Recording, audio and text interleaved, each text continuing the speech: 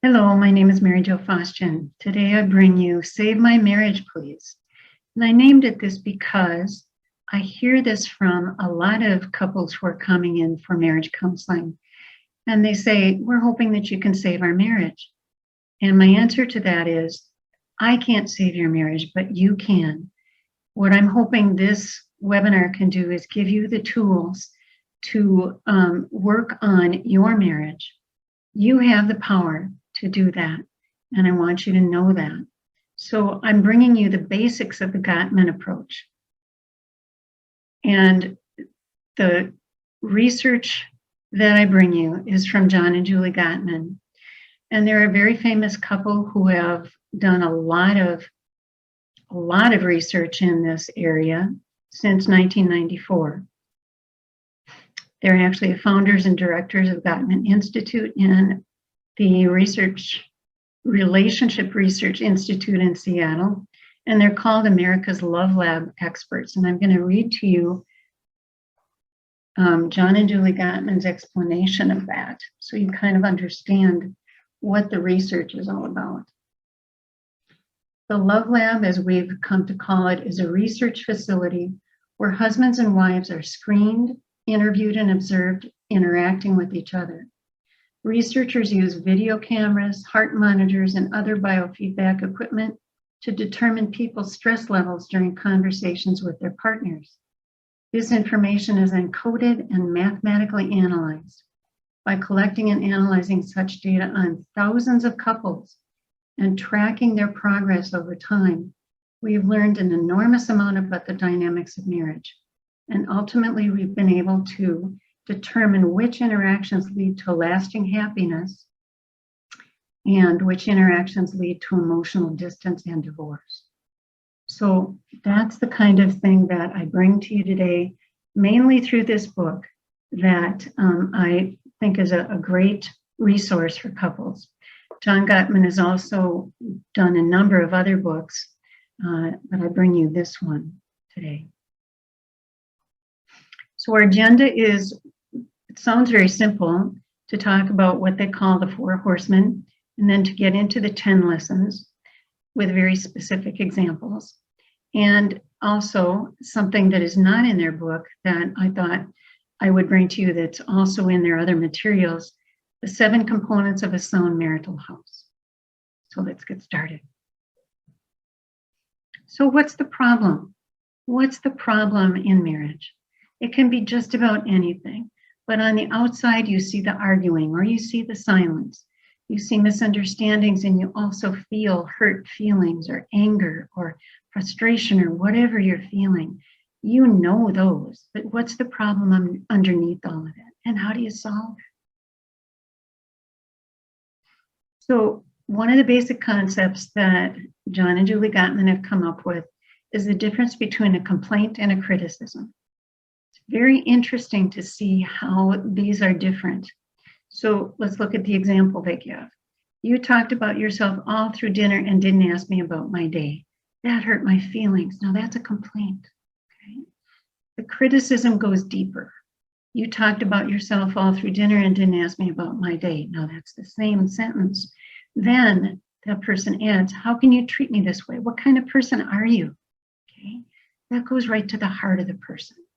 Okay? That's attacking the person.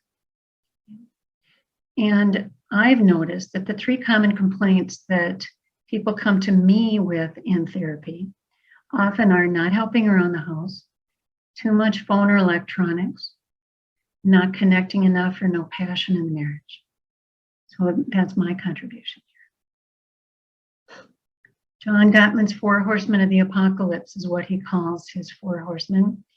And what he's found is that if unchecked, these behaviors often lead to divorce. And what's interesting to note is that especially these and the rest of their philosophies, they've been able to predict divorce in 94% of the couples that they see. And remember, they've interviewed and researched with thousands of couples and followed them through. So I want you to pay close attention to what these 4 are.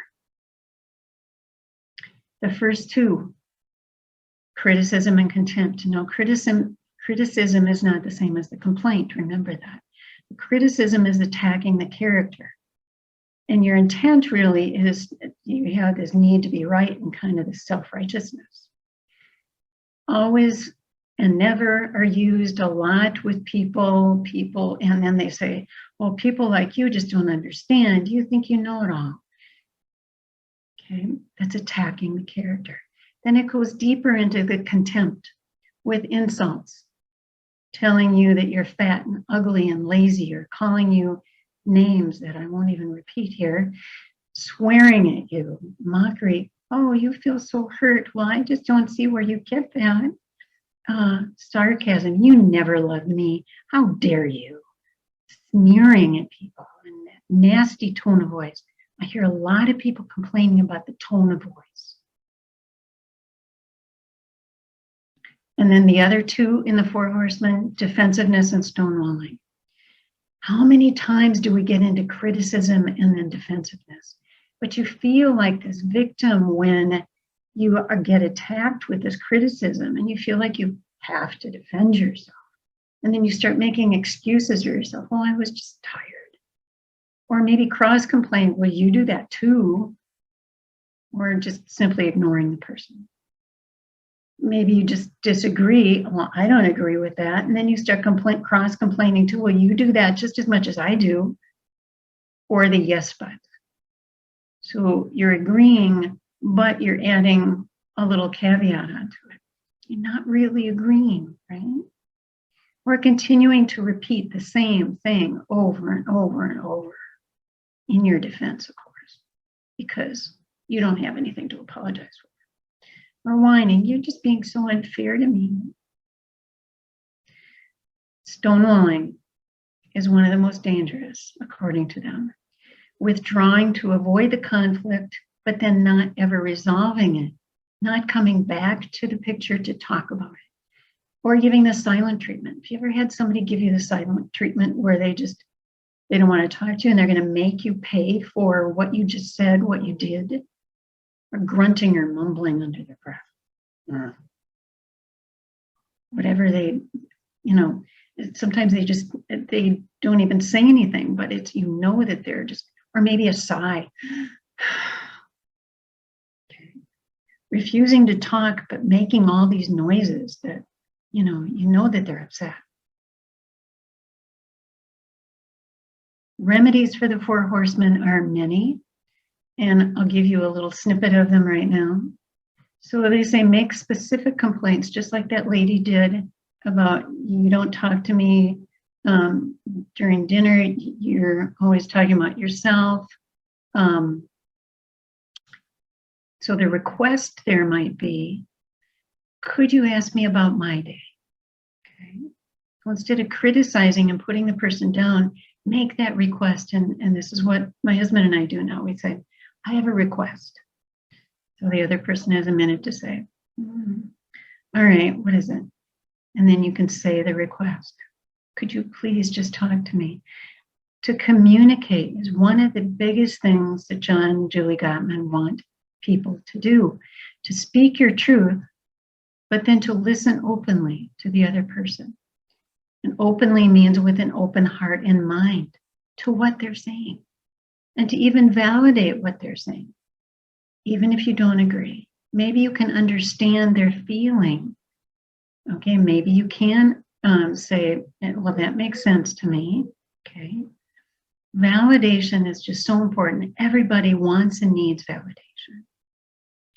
Shifting to 5 times the amount of positives and feelings and interactions in a relationship is so important compared to criticizing over and over and over. I have people that come to me in therapy and all they do is criticize the other person. Well, who wants to connect with that? Reframe that in your own mind and rephrase it in your verbalization. Take responsibility for your own self. Ask yourself, what can I do? Or what can I learn from this? Or maybe even ask the other person, what can I do to help you feel like you want to be in connection with me? Replace that righteousness that you have, because nobody wants to deal with somebody who thinks they know everything. Replace it with that appreciation, responsibility, and validation. And then they use a word that I've never heard before, get undefended. Let go of all of those words that are sticking in your head and the tone of voice that they had, the assumptions you're making, the judgments you're making about them. It's so easy to do that. After the argument, it's so easy to just kind of go on and on and on in your head about, boy, this is just really awful. This is just getting worse and worse. And this person just doesn't understand me, and I'm never going to be able to have a good relationship. Okay. They talk about something very important called the soft startup and turning toward, which we're going to get to in number 7 and number 9 of the lessons coming up. And then repairing the conversation. Maybe, can you apologize? Even if you didn't say anything wrong or bad, maybe you can just apologize for having the argument.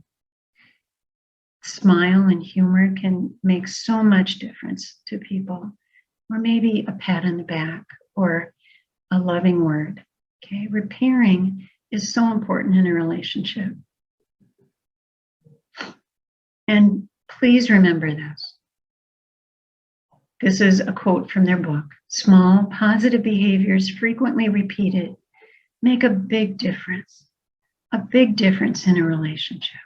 I'm going to repeat this again because I want you to keep it in your mind.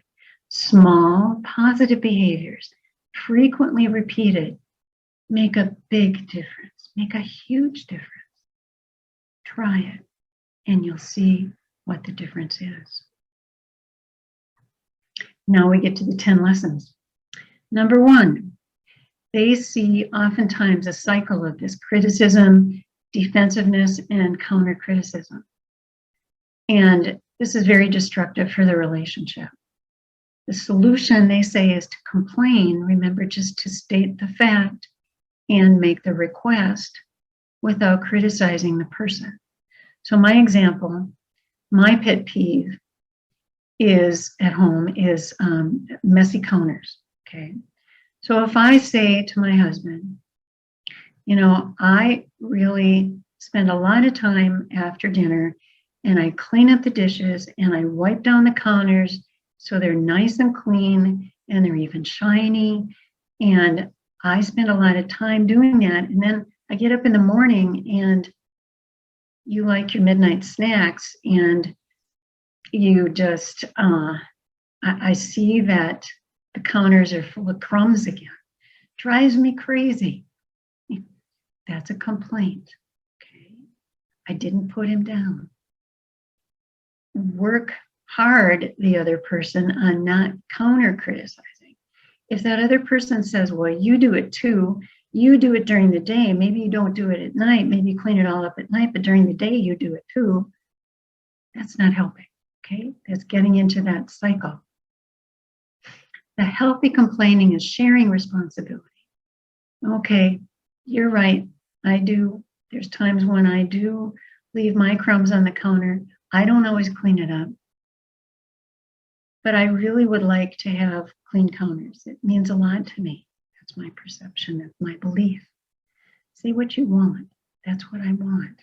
Focus on the present and specifics. Don't just start digging up everything from the past. Well, you don't help me around the house and you don't clean up the counters and you don't do the dishes and you don't help with the kids. Oh man. So that doesn't help at all. It doesn't help to start blaming the other person. It only helps to work with the healthy complaining. Hear the feeling and the desire underneath the complaint. What is the other person feeling? If my husband can hear what I'm feeling underneath these messy counters, what's the feeling I have? The feeling I have is frustration. Some people can pick up on the feeling really well and empathize with that. Other people have a really hard time with that. Some people might need a little help with understanding that feeling. You might need to say how you feel. What does that person really want? what I really want is cooperation. I want you to help me out. I don't want to do it all. Okay. And then express appreciation for what that person does do. Okay. So if my husband says, I really appreciate it that you do clean up those counters at the end of the night, that really makes a difference. And if I say, it really helps me when you clean up your mess, thank you for doing that. Number 2, getting over a chronic problem. Now, we all have problems in our marriages that repeat over and over. Let's take an example that they give in the book of an affair. And an affair certainly will cause a distance between the couple. But if you avoid the conflict, if you avoid talking about it, it's only going to separate you more and more. It's going to cause emotional, psychological, physical, and then probably sexual conflict and distance. So the solution then is to talk about how you feel. If the woman has an affair, and this is, I see women having affairs, I see men having affairs. So it's not just a woman's issue, it's not just a man's issue. What needs to happen is that you face the other's fear of anger if you bring it up. So if my husband is afraid to bring this up to me, and yet he's seething with anger underneath, and I'm seething with anger because I'm not happy in the marriage, it's not going to help. So we need to face those fears that either we have or that the other person has. Maybe you don't like disagreeing. Maybe you don't like conflict. There are some people that do, but a lot of us don't. But you might need to get in there and dig out some very difficult feelings. Well, I feel like you don't care about me anymore. You don't talk to me. You don't spend time with me. You don't talk nice to me. Okay? To be able to share your needs. I need connection with you. I need to know that you care. Okay? And then if the other person listens, kind of getting over their own anger, but listens to what the other person needs and those feelings without that anger getting in the way. But what really is important here is calming yourself, because those emotions, whatever chronic problem it is, can just flood us because it's a problem that keeps happening over and over. So another example would be like a resistant teenager. If you have that problem, or a resistant kid, or a kid that's got problems in school, or you've got family problems or disagreements with your parents or whatever it is, there's a lot of passion in there. So you might need to kind of calm yourself down before you actually start expressing those needs and feelings. Otherwise, I don't know if you get like me, but when I get to a point of getting so flooded, I have a hard time expressing. I just kind of shut down. So you need to calm yourself down to avoid that flooding and to be able to think rationally. What do I want to say here? What do I need to say? What does this person need to hear from me? Number 3, we all have tons of stress. And that stress in our marriage causes emotional distance and hinders the romance between us. So we're going to take 2 different examples and 2 different solutions. So first example, maybe the husband's working too many hours and he doesn't have time for the marriage. So the solution here is to prioritize differently. Set boundaries on your work. Set boundaries on anything that gets in your way. Maybe outside social life. Maybe he gets together with the guys too much at the bars or something, and or gets together with the guys for a poker night, or goes out to a wild game, or whatever it is. Maybe he needs to set boundaries on that so that you can have time for yourselves. And put those date nights and getaways, maybe a weekend getaway. That'd be nice. On your calendar, schedule them. Maybe even schedule time for romance. That's okay too. Taking time for exercise, taking care of yourself so that you can prioritize yourself. And if each of you is doing that, then you bring a better, happier person with better personal care to the marriage. And again, talk about feelings and needs and wants. And then the second example, another one for me, cleaning and organizing, especially when people are coming over, maybe for the holidays or for a birthday. I can come unglued. I need to set those realistic goals so that I don't get all stressed out. Because if I get all stressed out, I don't have time to sit down with my husband and watch TV. I don't have time to talk with him. I don't have time to think about how I can connect with him more, how I can take time for that romance. So I need to set those specific measurable goals, maybe pacing myself, which I said over and over in these webinars is very hard for me. I'm still working on it. Dividing big goals into smaller ones, more doable ones, okay? So that you can have that time again for your marriage. Again, make sure that the marriage is a priority, not just other stuff that gets in the way. Number 4, you never talk to me. So there's that never. It's a criticism.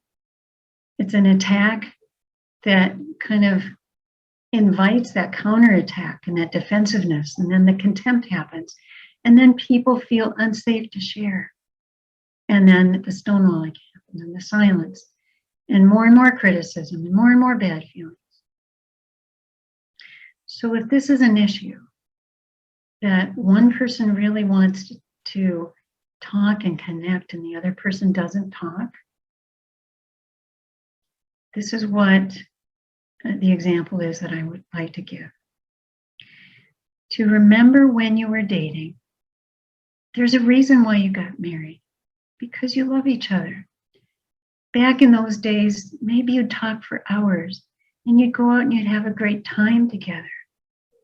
What happened in the marriage to get it to be attacks and counterattacks and feeling unsafe and stonewalling and criticism? What happened?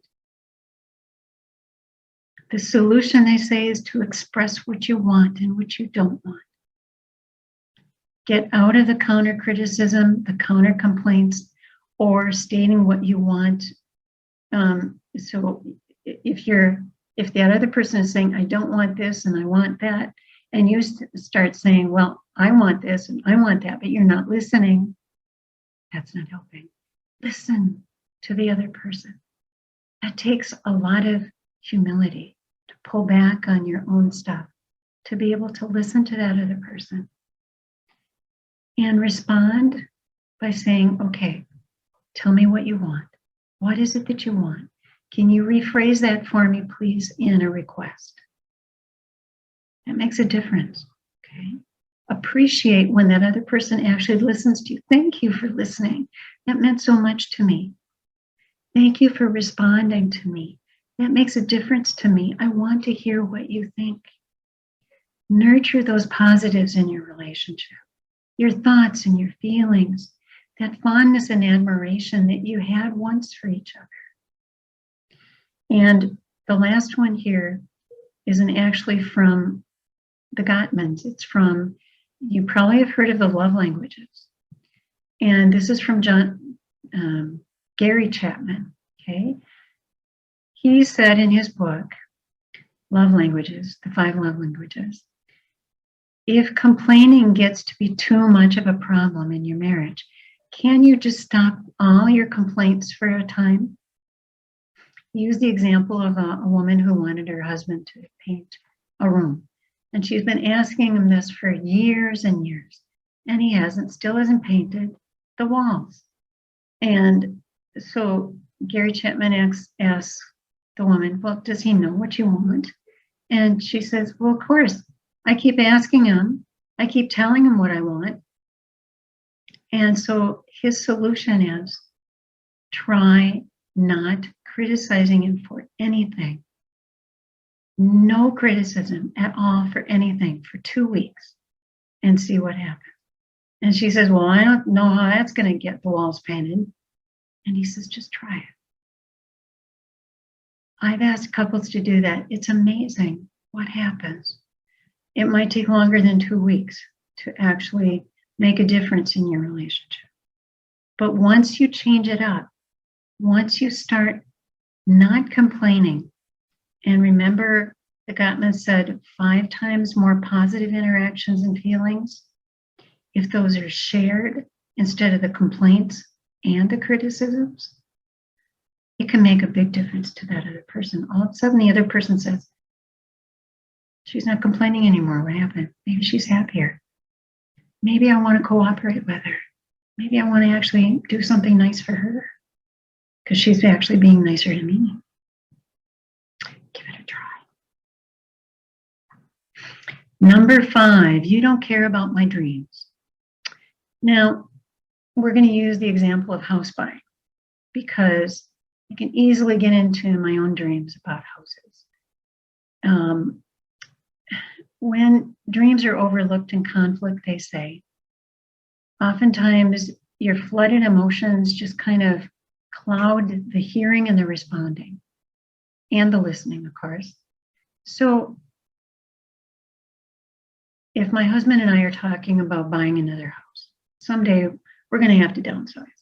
So if I say, I'm not sure where I want to live, but gee, I really love it when I go to other people's houses and they're so beautiful and they're beautifully decorated and they're all so nice and new. And my husband says, well, we can't afford that. We're going to have to downsize. You know that. Yeah, I know that. So it's kind of pushing away my dream. Okay. I just want him to listen. I also need to listen to his dream about a house. If we move, he wants to move out into the country. He wants to move where there's trees and there's wildlife, and he'd actually like to move to a hobby farm. And he's no chickens, no pigs. I can't do that. I can't do cows. I can't milk cows. I can't do all of that. And so what we need to do, though, is to be able to listen to that other person's feelings. What are they feeling? What do they want? What are they dreaming about? So the idea here is take time for each other without solving the problem. Just take time, sit back and just kind of dream with each other. Look for ways to be flexible. And John and Julie Gottman bring this little graphic into the book. And this is my rendition of it. If you are so inflexible and can't flex to what the other person is saying or wants, that's going to create some problems with your dream sharing. Okay? You might need to just support the spirit of the other person's dreams. And for me to be able to say to my husband, I know that you want to live in the country. I know that's really important to you. I know wildlife is important to you. But maybe we can be okay with, right now we've got squirrels and we've got chipmunks and we've got lots of birds and we've got sometimes raccoons and sometimes deer and other things that come to our backyard because you like to feed them so much. I know that's important to you. And if he can support my idea, my dream of wanting that beautiful new house, I know that you want that, Mary Jo. And how important that is to feel validated for your dreams, because you don't want to be squashed. Okay. Number 6, if the emotional intensity is avoided, healing is often delayed. So let's take the example of a depressed person. So if that depressed person it's very easy for that person to just kind of withdraw into themselves. If that person has a hard time expressing that depression or being very present to the woman, let's take an example of the man is depressed. Okay, my response might be to nag, control, or to, try to bring him back into the relationship. Or maybe I just get fed up with it and I just withdraw. So neither is good. None of those are good. The solution for this is certainly if there's depression, if there's anxiety or any other type of mental illness, to get some therapy, maybe be on meds for it. Treatment for that is important. And maybe that's an important piece to bring to therapy, that depression piece, that anxiety piece, and how that affects you as the other person. Be willing to listen to the person who's depressed, the person who's anxious, the person who has maybe OCD or PTSD. So important to listen for what they are going through, to try to understand. And if you need to draw them out, ask those questions that encourage their sharing of emotions. Consider both people's needs, because both of you have needs. And then develop rituals for stress-free conversation. 15 minutes a day is not too much to ask out of 24 hours, is it? Okay. But it needs to have no distractions. Now, I just talked to a couple about this the other day, and I said, try not to do it in a place that's a community place like the kitchen. So you can't necessarily eliminate the kids coming into the kitchen. You can't eliminate the kids, but what you can do is try to make the environment safer for you. Maybe go up to your bedroom, just sit on the edge of the bed, or take 2 folding chairs and sit and look at each other. Maybe don't even look at each other too much anymore. Take turns giving support and sharing. 15 minutes a day. Number 7, I shouldn't have to nag. So one of the big things that they talk about is getting rid of the harsh startup. Starting a conversation with that sarcasm, that criticism, that contempt. Because the person on the other side of you is going to often react defensively to that, because they're going to feel attacked and they're going to want to defend themselves. So the example that I would always come up with, because I hear it so much from women who come in for therapy, women want men to help more around the house. But I look at myself and I say to myself, what did I used to say? You never help me around the house. Can't you see that I'm working my fingers to the bone and I've got the kids to deal with and I'm working full time and I come home and I'm tired, and then you expect me to make dinner for you, and what do you think I am? I'm not your maid. I'm not supposed to do everything for you. That would be a harsh startup, okay? Instead, they suggest a soft startup. I'm going to read to you a couple examples. And what you're going to find is if you have a soft startup instead of that harsh startup, that the other person is often more cooperative. So let's say, right here, let me check the right spot because I'm really the holidays are approaching. Here we are. Holidays are approaching. And you're worried because your partner often spends more on her family than the two of you can afford. Ooh. And the harsh startup would be, I hate the holidays. Your shopping always drives us into debt. Okay, criticism, not a complaint. It's attacking the person. Softened startup would be, I really want to enjoy the holidays with you this year, but I'm worried about the bills. Can we talk about a budget to hear the request? That's a soft startup. The other one they give that I would really like to mention is, the scenario is you like to make love tonight, but your partner's been distant. You wonder whether he even finds you attractive anymore. A harsh startup. What's wrong with your sex drive anyway? You sure don't seem like the guy I married. Well, who's going to want to connect after that? A soft startup. I've really been missing you. Remember how we made love at the cabin last summer? Or when we were first married? Tell me what I can do to get you interested. Ooh, what an invitation. Share appreciations for each other. Okay. And something I've never heard of before, they say use the Aikido principle. Yield to win. Now, how many of us want to yield? But how many of us want to win? If you want to win, sometimes we need to yield to the other person. So to be able to soften your approach, to be able to be nice even when the other person isn't nice, to explain your position, explain what you want. And maybe the other person needs to ask, well, why is it so important to you? If my husband asks me, why is me helping you so important to you? It makes a big difference, because then he's more interested in what's really going on underneath me. And I love the phrase, help me understand.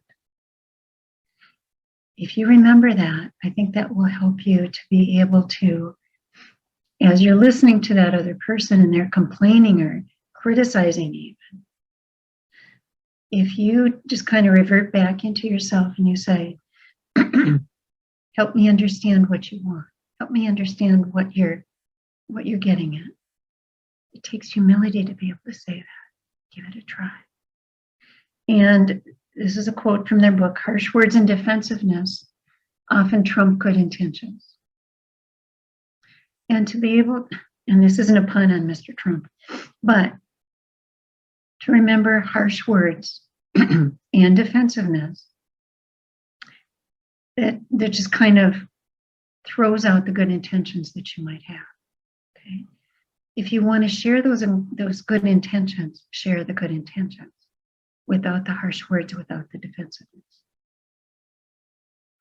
Number 8, there's no passion, there's no fun in our marriage anymore. So, for an example here, the wife is angry, but doesn't express it. Husband withdraws from her anger because he doesn't want her anger, he doesn't want to be around her.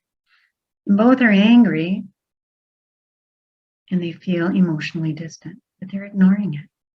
Solution, they say in the book, is to accept and talk about the anger and even use it as a way to improve your marriage. It's an interesting concept. So, for many years, I've done a lot of things in anger management, and I encourage people to work through their anger. But anger is going to happen. It's part of relationship. It's part of living. And so we need to be able to say, what's underneath the anger? There's always something underneath it. We need to understand that for each other. And a note for husbands, and this is out of their book, okay? Embrace her anger, because she may actually have a good reason for anger that you need to listen to, guys, okay? It can be an important resource for change, good change in your marriage. And something that's very important to all of us, you can actually have more affection, more passion, and then more fun. When you get through that anger, you resolve it, and you resolve those hurt feelings. You heal the hurt. Okay, here's another one that is heard a lot in therapy. We only have time for the kids. We don't have time for each other anymore. But focus on the children, really mask what is going on underneath. If you're having trouble expressing your needs, then you might need to express what you need. And the other person needs to listen.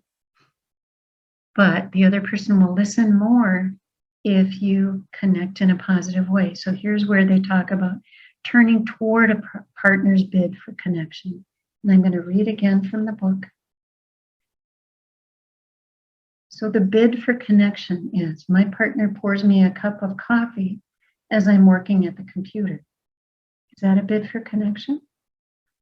Yes, it can be. They're doing something nice for me. A turning away response is silence, no acknowledgement, ignoring it. A turning against response, they say, is looks like you made it too weak again. Or a turning toward response is thanks, that's so thoughtful of you. Okay. Turn toward that partner's bid for connection. Another example is my partner reads aloud a joke that he or she thinks is funny. A turning away response. Have you seen my black shoes? Just distracting from what they just did. Turning against response. I can't concentrate when you're reading like that.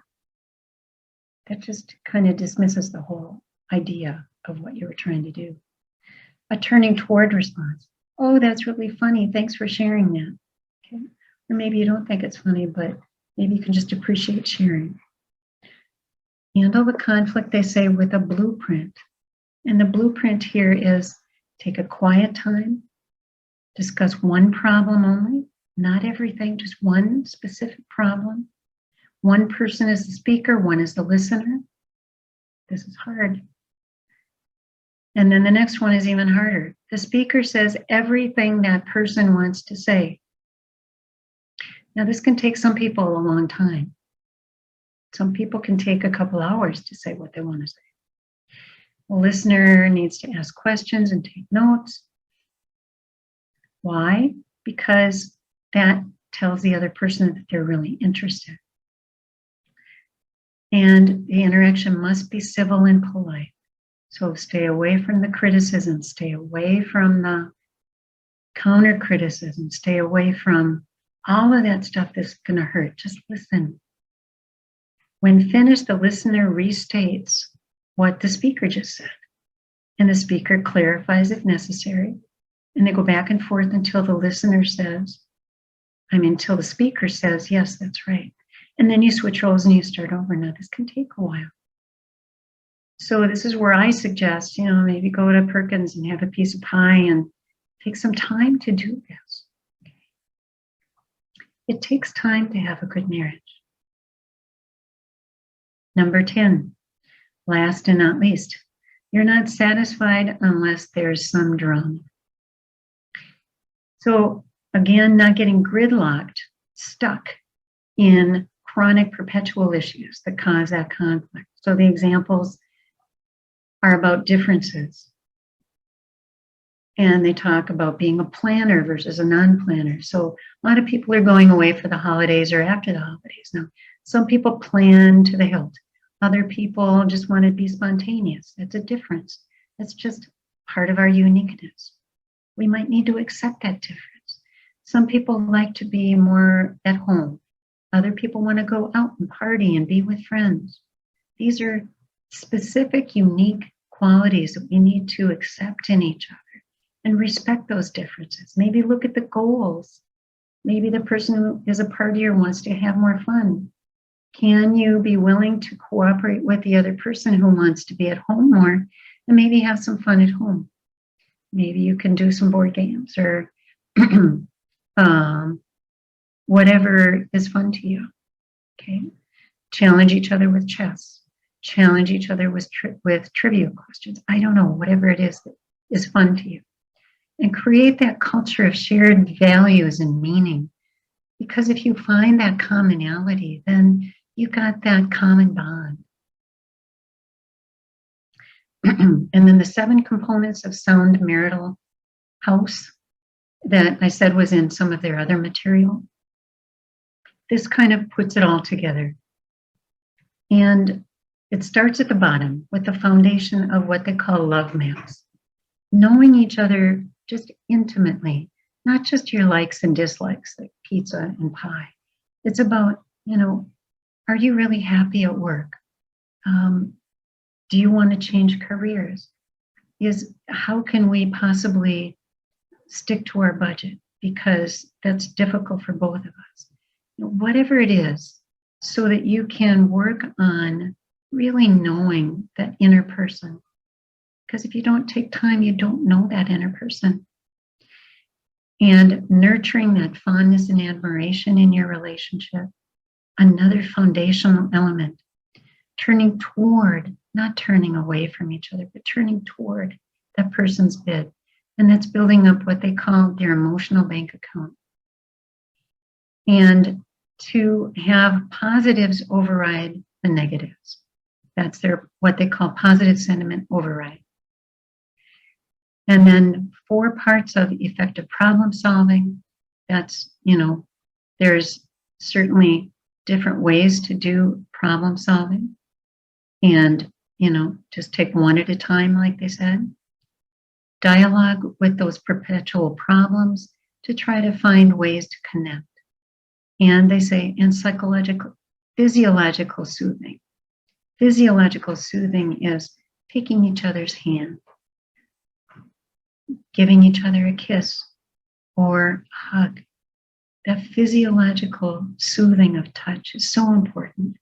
And respectful touch is so important for all of us.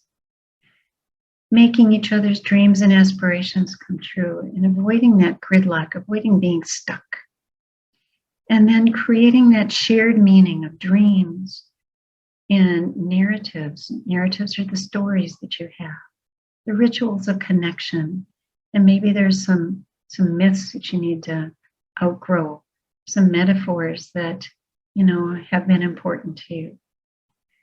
These 7 components can help you to just establish that marital house that can make you both feel safe again.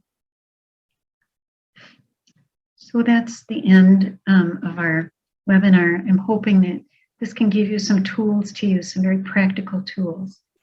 And I hope I've given you enough of the Gottman approach that you can get started right away with it. Don't delay. Your marriage is very important. Thank you so much for joining me today. We'll see you again soon.